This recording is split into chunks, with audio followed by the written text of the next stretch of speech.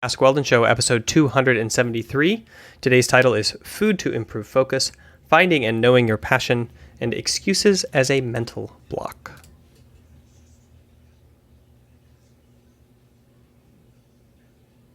So we have 4 questions today coming in, called in. Once again, you can call into the show at anchor.fm/Weldon Green. That's where you can find the audio-only podcast links on Spotify, Apple Podcasts, wherever it is that podcasts are hosted for you. And you can call in your questions there. You'll hear that the audio for these questions is very fantastic because the Anchor app has this great, I would say like audio tuning thing that makes your voice sound a little bit more like a radio announcer voice and less like you're talking over your cell phone microphone. So make sure to call in your questions. They don't have to be good or bad questions. They're just things that, what I'm saying is, don't get in a tizzy trying to consider whether your question is a good one or not, or been asked or not. Just call it in. If I need content for the show, I'll use it. And if it's a bad question, I'll tailor it so it's a good question. And if it's something about something that's inappropriate for children for the show, then I will probably not have it on. But anyway, most of the questions, as you can see, are kind of, you'll hear from today's show. Today is like the Leo show, that he just had a bunch of ideas and questions and he called them all in a row. And that's great. We can have a themed show around a particular person's interests. And without further ado, let's just jump into it. Question 1 from We.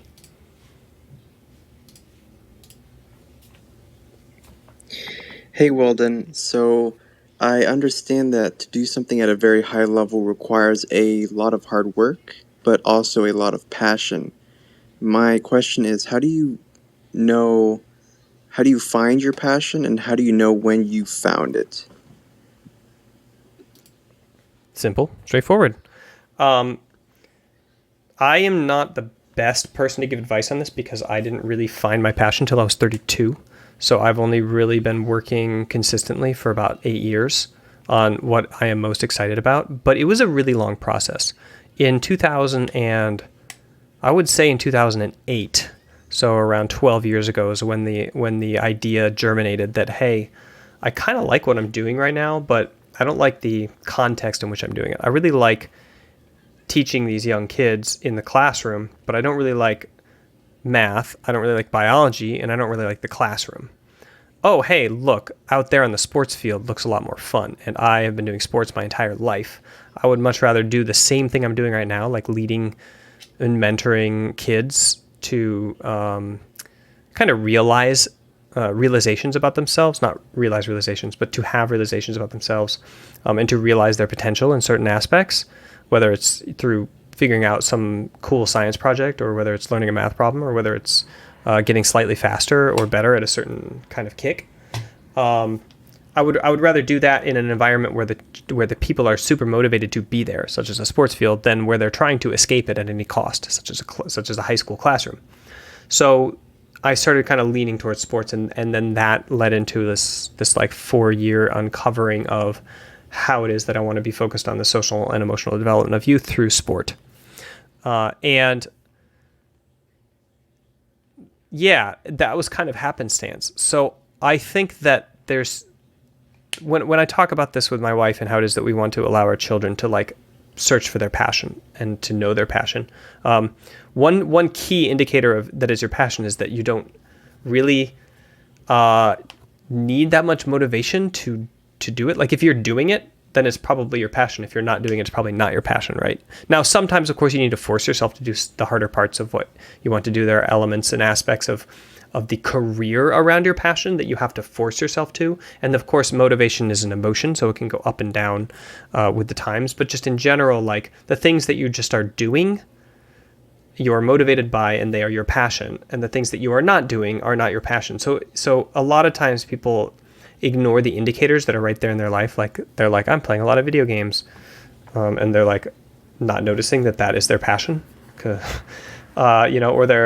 the thing that is causing them to not do video games. Like they're hanging out a lot with their friends, or they're doing a lot of climbing or running. Like these things are their passion because those are the things that you're doing. And then the way to find that is to maximize your freedom, essentially. It's really important to make sure that at that you can take the opportunities that you have available to explore new things until you have found it. So once you put yourself in a track that limits the number of stimuli and impulses and experiences coming into your life, then you are limited in the opportunity that you might have to experience something that gives you an indicator that this is the direction you want to go for your passion, right? So I am a big advocate of moving to a different apartment in a different city, moving to a different country, quitting everything you're doing and doing something else, taking a different job, just constantly just giving yourself new experiences so that you can prune them and observe them and reflect upon them and journal about them to the point where you know what it is that you prefer and don't prefer in your life and in your work.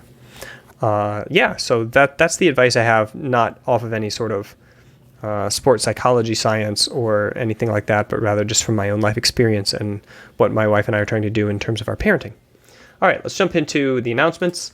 I'm streaming today on YouTube instead of Twitch, so we're going to see how that goes. I'm just curious because YouTube is where I started and originally built my audience.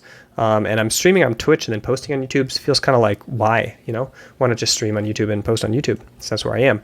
So I'm going to give that a shot today. You can check it out, youtube.com/c/mindgamesgg, I think is the channel name. But anyway, you can put in like an indicator bell. I think you can click like a bell or a follow button underneath here to make sure that you get a notification when I actually do go live. Otherwise, you're just going to have to be in the app and notice. But generally speaking, it's around 1 p.m., 11 to 1 p.m. Pacific Standard Time in the U.S., so that's Los Angeles time. If you're looking like what time is it in Los Angeles on Google, then you'll know.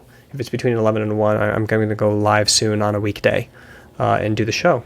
And you can make sure to check it out if you happen to catch the stream. Otherwise, the show portion that I'm recording right now will then be its own separate standalone video, and then the stream will continue with gaming.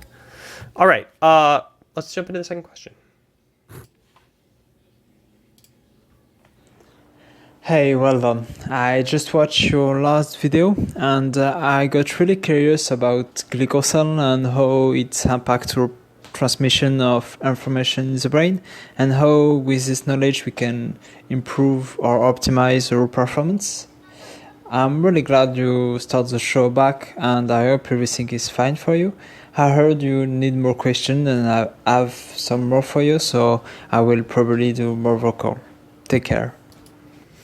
Thank you, Leo. So just as a tip also for future question askers, refer to the number of the show that you're referencing. So he just said, talking about in the last show, but I don't really know when he called this in, so I don't know what show he was watching.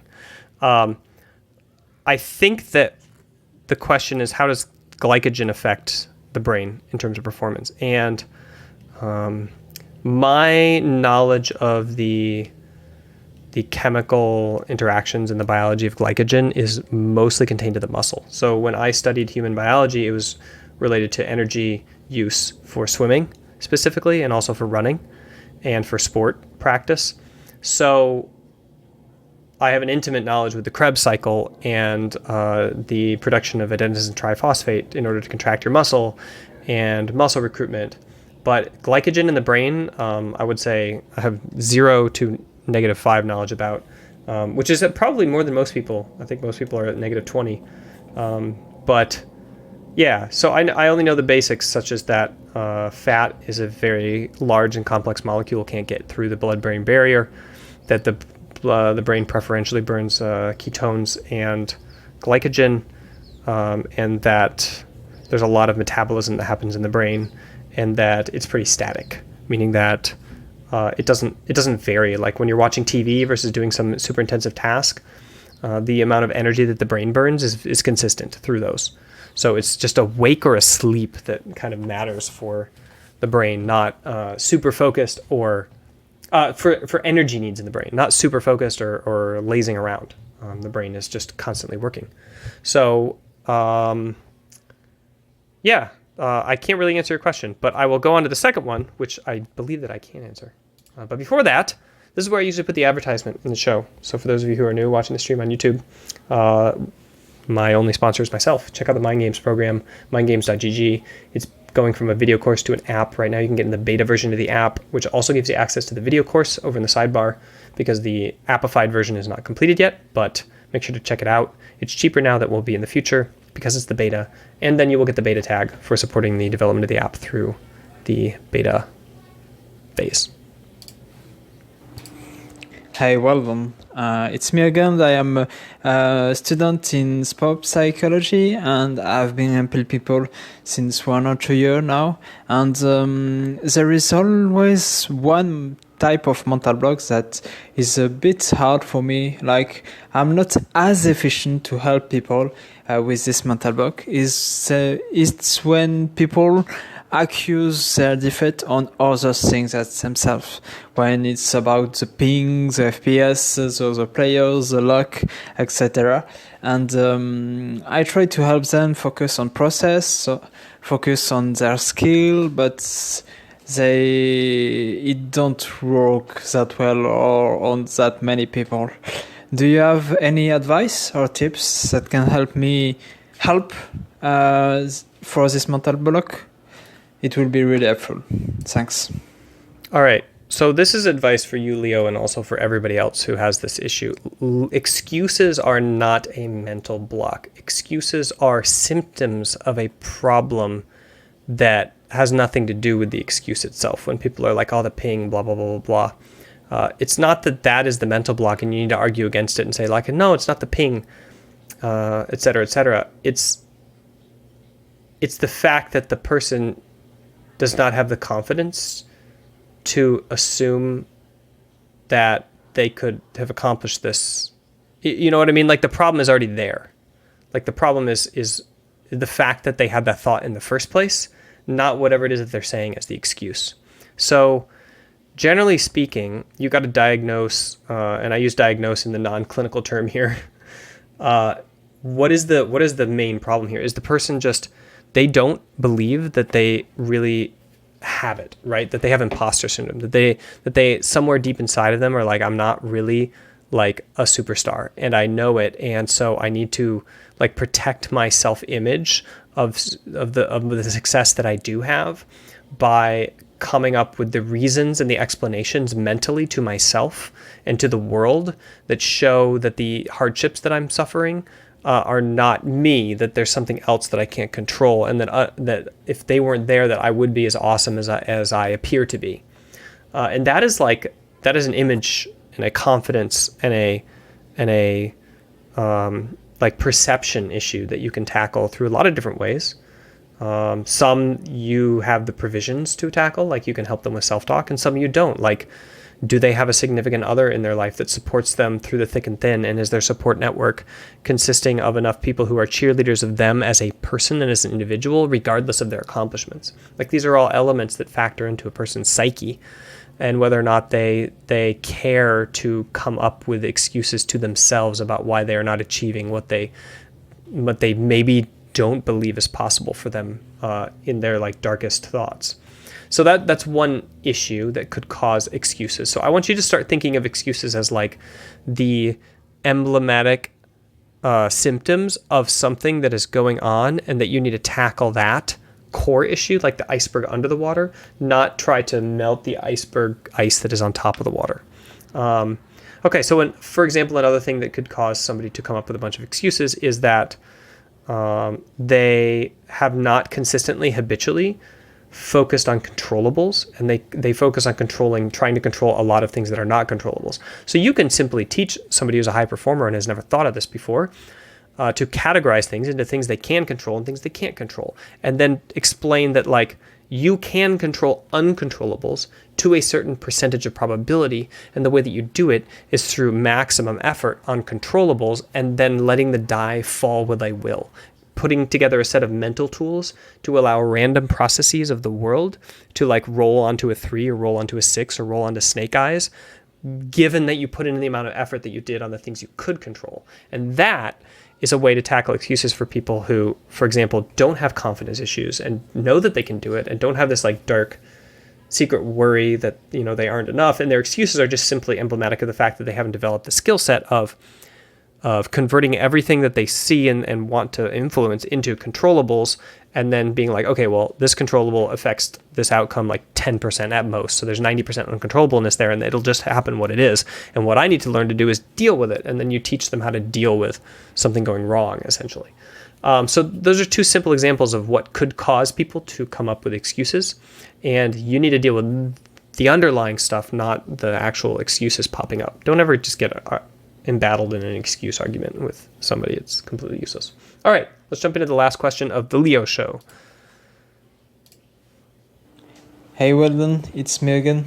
I have one topic in the optimization of the performance where I'm not really knowledgeable for now. It's the biological aspect. I know that hydration is really important, that I try to help my player and myself to stay hydrated. I really like tea. But I was wondering, is there food that I need to implement in my alimentation to improve my focus? Should I start using caffeine? I don't really like coffee, but is there other source of caffeine that I can use? How can I balance that? And do you have practical tip in the biological aspect that can improve performance, improve focus, and everything you can transmit on that subject? Thanks. All right, great question. So essentially, what are the foods that improve performance is your question. And you were mentioning about the importance of caffeine and whether or not there's like alternatives for that. And then I was thinking of that answer as I was listening to the rest of your question, so I forgot kind of like the first points that you brought up. But essentially, the answer is a very, very, very strong yes. The food that you intake drastically affects your level of focus. There are clear-cut laboratory, double randomized placebo-controlled trials that show how fried foods affect focus quality. And so it's really hard science from animal all the way up to human on like fried foods and focus quality. And of course the effect size here is very, very small. We're not talking about a large effect size here, but it's clear-cut cause and effect.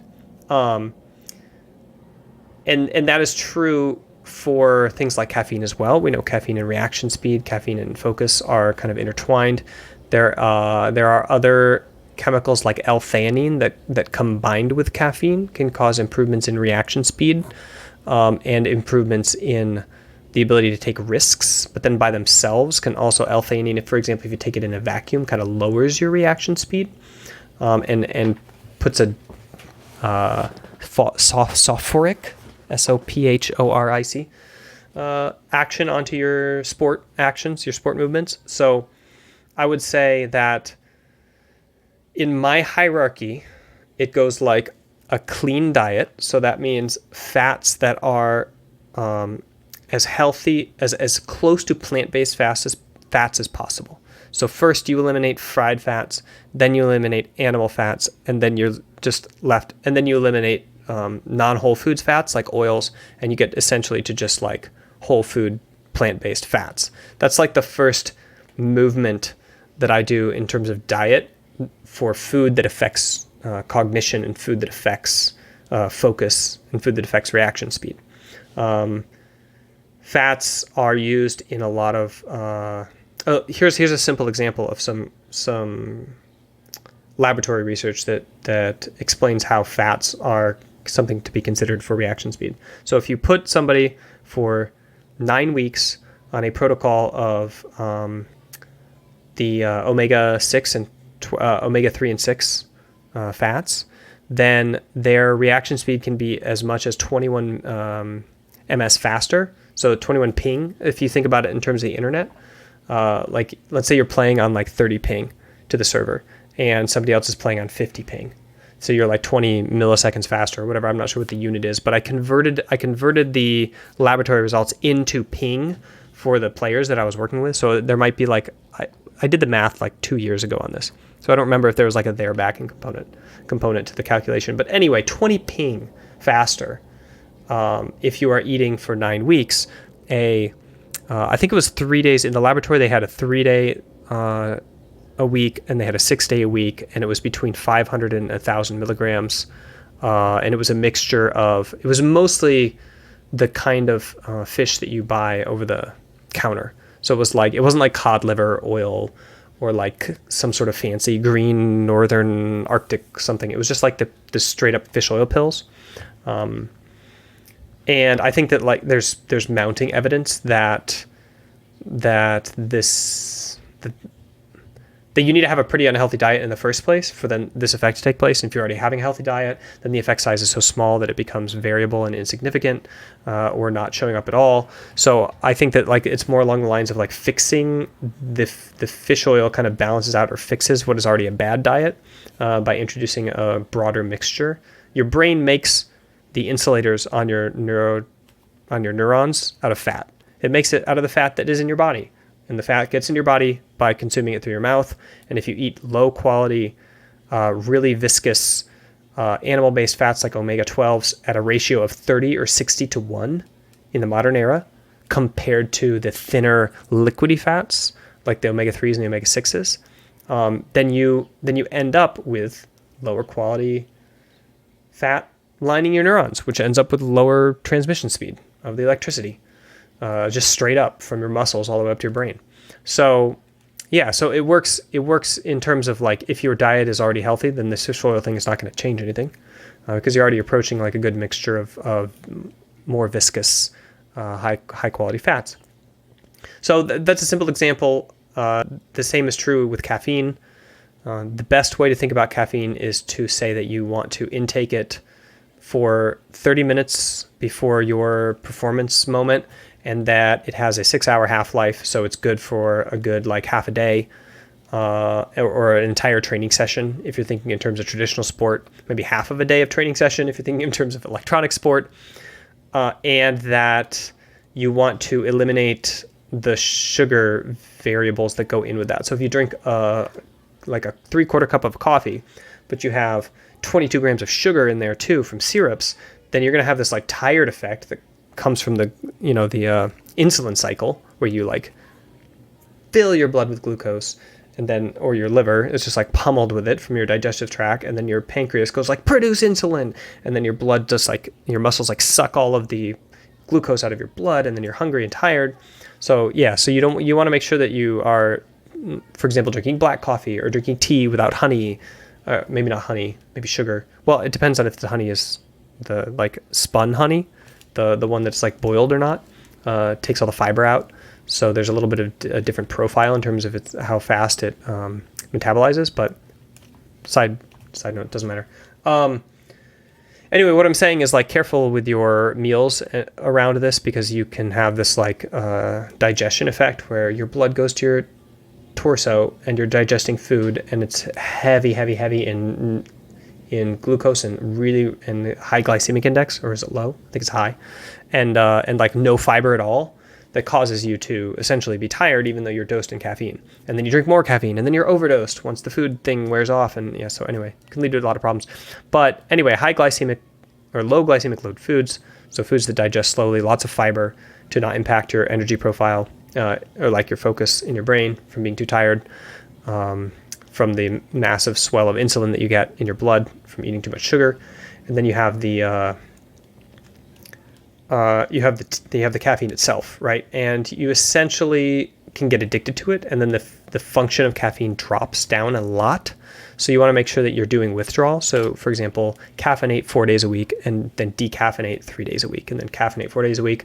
You don't need to caffeinate for performances. Usually you already have so many endorphins and just chemicals running through your body in those high adrenaline matches that caffeine is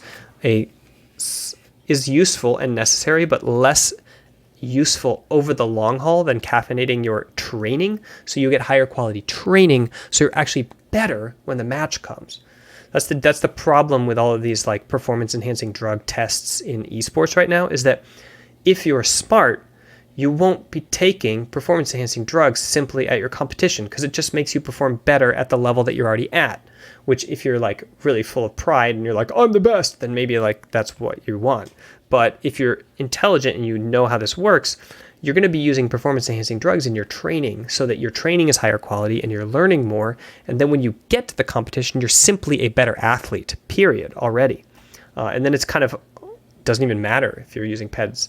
And that's why these esport boards, in my opinion, kind of need to be testing randomly for PEDs throughout the season, because that is when it is that they would ideally be being used if you think about how it is that athletes should be applying them for the most benefit. So until we get randomized drug testing, that's going to be an issue in esport, in my opinion. Although not as much as in the physical sports, obviously, because the impacts are less than just having bigger muscles. Okay, so going back to the caffeine dosing, you want to dose essentially 30 minutes before you need it to be at peak plasma. And then you don't need to redose again for maybe 6 hours, and you want to make sure that you don't have it too close to the evening. So within like 4 hours of sleep, I would say don't take any more caffeine. You want to mix it with L-theanine, which means either drink black or green tea straight up, or you can take coffee and use an L-theanine tablet, or use a green tea extract or something like that. Or what I do is I go to Starbucks and I get the matcha thing, and then I have them put a shot of espresso in it. So I have coffee in my green tea powder, which is kind of cool. And then I get a large, and then I drink it in 2 parts. So save it. Because it's a lot of caffeine. It's about 200 milligrams of caffeine, which is way too much for me in one dose. And that's the other thing is I would stick to 80 or less. So basically a 3/4 cup of coffee or like a full cup of tea, because what you want to do if that doesn't work is you want to decondition yourself. You want to like go through withdrawal to make it work again, rather than increase the dose. So you're just going to cause more problems for you in dealing with the caffeine. And because when you go off caffeine, then your performance actually suffers until you kind of go back down to baseline. So that's going to be a rough day of training. Try to time your caffeine withdrawals on your off days, essentially, when you're not going to be working. All right, that's it. That's all I have for caffeine. Some basic meandering conversation about nutrition, and I hope that I piqued your interest enough to keep looking into it. Try to find good sources in research and avoid all of the BS on YouTube, like as you're getting from this show, only I'm just taking it straight from articles, science articles, not from my own anecdotal experience, and that is how you know that this is conventional scientific findings and not just, oh, hey, this worked for me, so therefore XYZ. All right, that's the show for you today. Thanks for tuning in, and I will see you tomorrow.